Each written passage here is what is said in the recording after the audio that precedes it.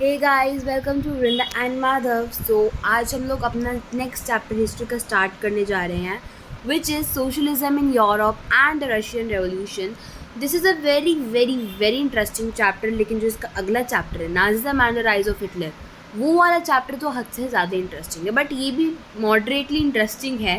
ठीक है, सोशलिज्म वाला टॉपिक बहुत ज़्यादा लोगों को, देखो ये चैप्टर है ना, मैं आपको बताती हूँ मेनली। इस चैप्टर को हम दो पार्ट्स में डिवाइड करते हैं, सोशलिज्म इन यूरोप पहला पार्ट और दूसरा है रशियन रेवोल्यूशन। तो सबसे पहले हम यूरोप को देखेंगे कि यूरोप में एक सोशलिज्म करके एक आइडिया था, कि वो आइडिया कैसे फैला पूरी की पूरी यूरोप में, किसने लाया, किसने किसने क्या क्या थ्योरीज दी, वो सब हम लोग पढ़ेंगे।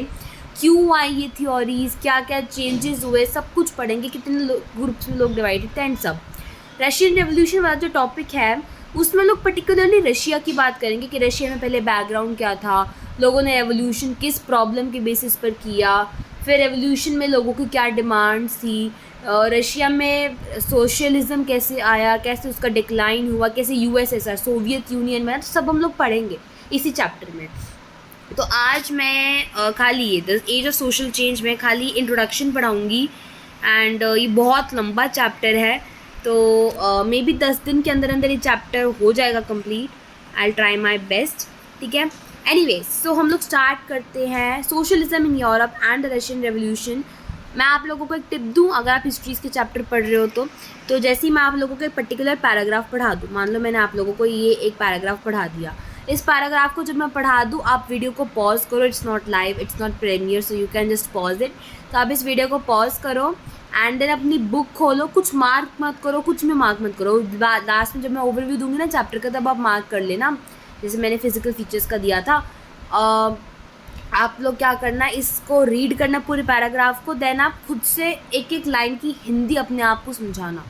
पूरा डिटेल में नहीं समझाना जैसे मैं समझा रही हूँ, बस अपने आप को समझाना। जैसे मैं बोला ना, in the previous chapter you read about the powerful ideas of freedom and equality that circulated in Europe after the French revolution. ऐसे आपने पूरा पैराग्राफ रीड कर लिया। अब आप बोलो, पिछले चैप्टर में हम लोगों ने पढ़ा था कि फ्रीडम और इक्वालिटी के आइडियाज़ कैसे यूरोप में फ्रेंच रेवोल्यूशन के बाद घूमे थे। खाली इतना सा, एक लाइन को हिंदी में कन्वर्ट करो, आप लोगों को ज़्यादा क्लियर अंडरस्टैंडिंग होगी।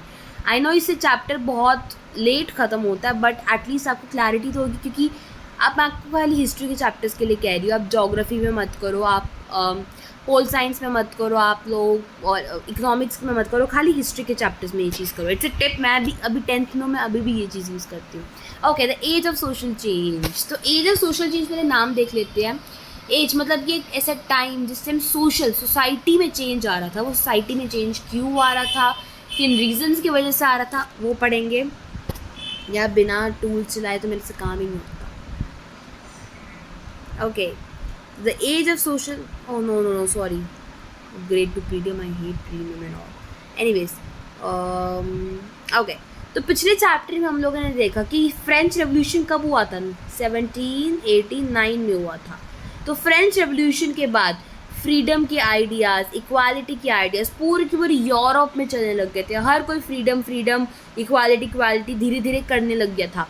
फ्रेंच रेवोल्यूशन से पहले तो बिल्कुल सब कुछ बंद था, ठीक है, लेकिन फ्रेंच रेवोल्यूशन से एक ओपनिंग सेरेमनी हुई, मतलब फ्रेंच रेवोल्यूशन से एक ओपनिंग हुई कि शायद एक ड्रामेटिक चेंज हो सकता है हमारी सोसाइटी के स्ट्रक्चरिंग में। सोसाइटी की स्ट्रक्चरिंग ना बड़ी बाइस्ड थी। क्या थी? सोसाइटी की स्ट्रक्चरिंग बड़ी बाइस्ड, कि कुछ लोग कुछ कहते थे, कुछ लोग कुछ कहते थे, कुछ लोग इन पर्टिकुलर लोगों को फेवर करते थे। इक्वालिटी नहीं थी सोसाइटी में। तो फ्रेंच रेवोल्यूशन ने एक पॉसिबिलिटी क्रिएट कर दी थी, जिससे एक ड्रामेटिक चेंज शायद सोसाइटी में आ सकता था, सोसाइटी के स्ट्रक्चर में आ सकता था।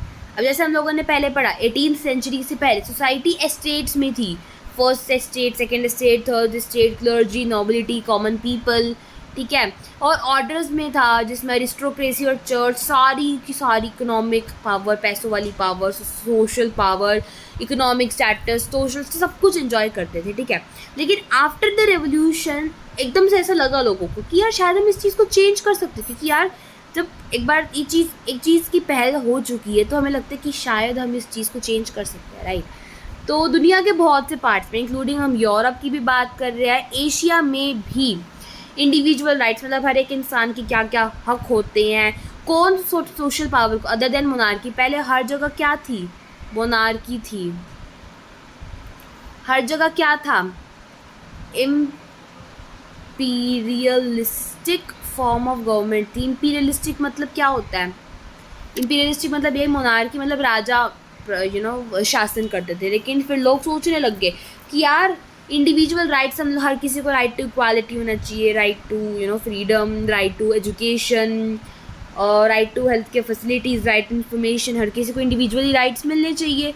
और तो और अब मोनार्की से तो लोग बहुत ज़्यादा अनखुश थे, ठीक है, लोगों को बिल्कुल पसंद नहीं थे मोनार्की। तो लोग अब सोशल पावर को कौन कंट्रोल करेगा उसको डिस्कस करने लगे थे।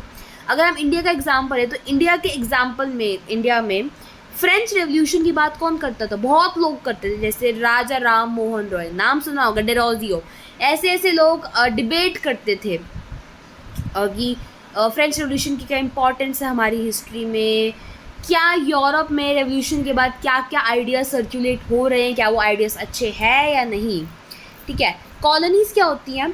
कॉलोनीज़ जब एक देश दूसरे देश की पर्टिकुलर जगह पर या एक पूरे देश पर जब हक जमा लेता है socially and economically and politically, तो उसको कॉलोनी कहते हैं, ठीक है। तो कॉलोनीज़ की डेवलपमेंट, जैसे हमारी अगर हम इंडिया की भी बात लें तो जब फ्रेंच रेवोल्यूशन हुआ लोगों ने बात करनी शुरू करी, जैसे राजा राम मोहन रॉय, डेरोजियो ने बात करनी शुरू करी इसकी, तो तब लोगों को थोड़ा थोड़ा समझ में आया, फ्रीडम, इक्वालिटी, सब लोग इस सब के बारे में बात करने लग गए थे। इससे कॉलोनीज़ के अंदर जो सोसाइटल चेंज की आइडियाज़ थे वो डेवलप हुए इन द इवन कॉलोनीज़ के अंदर भी। अच्छा, यूरोप में हर किसी को पूरा ट्रांसफॉर्मेशन ही चाहिए था सोसाइटी का, ठीक है। अब देखो, अब सपोज़ मैं कहूँगी कि ना क्लास का मॉनिटर चेंज करना, सपोज मैंने कहा कि मान लो मैं क्लास टीचर हूँ, मैंने कहा कि क्लास का मॉनिटर चेंज करना है। अब कोई कहेगा कि हाँ कर दो, और कोई कहेगा मत करो, कोई कहेगा कि यार ये मॉनिटर बहुत अच्छा है, कोई कहेगा ना ये मॉनिटर अच्छा नहीं है, यू हैव टू चेंज, या कोई ये भी कहेगा कि हर किसी को चांस मिलना चाहिए, वोटिंग करवाओ, ये वो, ठीक है। तो वैसे ही यूरोप के अंदर भी सोसाइटी का पूरा कंप्लीट ट्रांसफॉर्मेशन हर किसी को नहीं चाहिए था। लोगों के अंदर चेंजेस जो रिस्पॉन्सेज थे इसके बहुत अलग अलग थे। किसी को चाहिए ग्रेजुअल शिफ्ट की, यार एकदम से ऐसे थोड़ी कि सुबह उठे और पूरी सोसाइटी को चेंज कर दिया। कुछ लोगों को चाहिए थे बिल्कुल gradual changes, slow changes. Gradual means slow, कि चेंज तो हाँ ठीक है, चेंज इंपॉर्टेंट है, लेकिन धीरे धीरे चेंजेस लाओ, आहिस्ता आहिस्ता चेंजेस लाओ। लेकिन कुछ लोगों को एकदम रेडिकल चेंजेस चाहिए थे कि अभी उठा के चेंज लाओ। जिन लोगों को ग्रेजुअल चेंजेस चाहिए तो उनको कहा जाता था कंजर्वेटिव, दूसरों को कहा जाता है लिबरल्स और रेडिकल्स। लिबरल और रेडिकल में भी बहुत स्लाइट सा डिफरेंस होता है। रेडिकल और लिबरल में, जैसे लिबरल थोड़े काइंड होते थे, लिबरल यूनिवर्सल एडल्ट फ्रेंचाइज के बारे में बिलीव नहीं करते थे, प्राइवेट प्रॉपर्टी को सपोर्ट करते थे। रेडिकल्स को तो पूरा की पूरा ट्रांसफॉर्मेशन चाहिए था, एक्सट्रीमिस्ट जिनको हम लोग कहते हैं। तो ये जो टर्म्स है ना, टाइम के साथ बदलती रहती है, इनकी मीनिंग बदलते रहते हैं, हर टर्म का मीनिंग टाइम के साथ बदलता है। जैसे conservative, liberals, radicals, next video में हम लोग कंजर्वेटिव, लिबरल्स और रेडिकल्स को ही डिस्कस करेंगे। लेकिन इन टर्म्स का मतलब टाइम के कॉन्टेक्स्ट में क्या था, कैसे ये जो पॉलिटिक्स के अलग अलग जो स्ट्रैंड मतलब कि धागे, ये जो अलग अलग धागे हैं पॉलिटिक्स के, किस चीज़ ने उनको सेपरेट करके रखा था, लेकिन किस चीज़ ने उनको इकट्ठे लाया। अब हम लोगों को याद ये चीज़ रखनी है, वेरी इंपॉर्टेंट, कि ये जो टर्म्स हैं लिबरल्स, रेडिकल्स, कंजर्वेटिव्स, हर चीज़ सेम टाइम पे सेम कॉन्टेक्स्ट में यूज़ नहीं कर सकते हम लोग, ठीक है। जैसे कंजर्वेटिव्स अगर हम लोग उस टाइम की बात करें तो कंजर्वेटिव्स वो लोग थे जिनको इक्वालिटी नहीं चाहिए थी, यूनिवर्सल एडल्ट फ्रेंचाइज नहीं चाहिए था। अगर हम आज की बात करें तो कंजर्वेटिव्स, अब यूनिवर्सल एडल्ट फ्रेंचाइज तो है ना, अब चाहे आप मानो या ना मानो, यूनिवर्सल एडल्ट फ्रेंचाइज तो है। तो कंजर्वेटिव आज की डेट में दूसरे लोगों को माना जाता है जो दूसरे ओल्ड स्कूल मेनली हैं, और पुराने टाइम पे दूसरे लोगों को माना जाता है। तो हर चीज़ टाइम के साथ बदलती है, इनके मतलब भी टाइम के साथ बदलते हैं। अब हम देखेंगे ब्रीफली, बहुत शॉर्ट में देखेंगे हम लोग कि कैसे 19th सेंचुरी में, जब मैं 19th सेंचुरी की बात कर रही हूँ, इट मीन्स 1801 to 1900, जब मैं 19th सेंचुरी की बात कर रही हूँ, मतलब सेंचुरी नहीं, सॉरी नहीं, एक सेकेंड, अभी 21st, हाँ ठीक है ठीक था। जब मैं 19th सेंचुरी की बात करूँ इट मीन्स 1801 से 1900 तक का जो टाइम पीरियड है, ये 100 साल हैं, ये 19th सेंचुरी है। जब मैं सेंचुरी की बात कर रही हूँ तो सेंचुरी हमेशा आगे चलती है देन द ईयर्स पीछे चलते, सेंचुरी आगे चलती है, ठीक है। अब हम देखेंगे कि कैसे कुछ पॉलिटिकल ट्रेडिशंस थे, बहुत इंपॉर्टेंट पॉलिटिकल ट्रेडिशंस जो थे 19th सेंचुरी में, कैसे वो सर्कुलेट हो रहे थे और कैसे उनकी वजह से लोग चेंजेस को डिमांड कर रहे थे। उसके बाद हम एक पर्टिकुलर एक हिस्टोरिकल इवेंट पे फोकस करेंगे, जिस हिस्टोरिकल इवेंट पे एक अटेम्प्ट किया गया जिससे सोसाइटी को रेडिकली ट्रांसफॉर्म करा जाए। रशिया के रेवोल्यूशन से पहले हम सोशलिज्म को पढ़ेंगे कि एक्चुअली सोशलिज्म है क्या।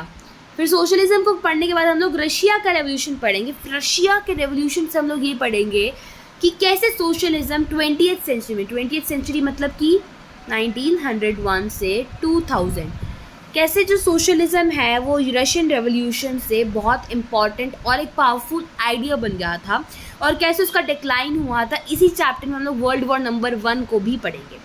सो liberals, radicals, conservatives will be done in the next video. Till then take your care, be safe and bye bye.